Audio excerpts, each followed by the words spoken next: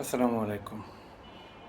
আজকে তোমাদের সাথে খুব সহজ একটা টিপস নিয়ে আলোচনা করব, যা পড়াশোনাকে আনন্দদায়ক করে।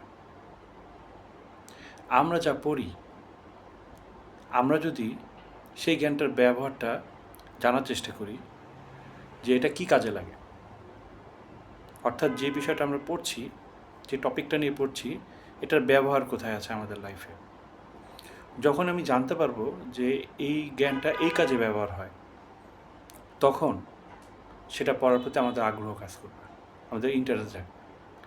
কারণ যদি আমার মনের মধ্যে এটাই চিন্তা করি যে আমি যা পড়ছি এটা কী কাজে লাগে, কিন্তু এই চিন্তাই যদি আমার মনের মধ্যে থাকে, তাহলে সেটা পড়ার প্রতি আমার কখনো ইন্টারেস্ট জাগবে না।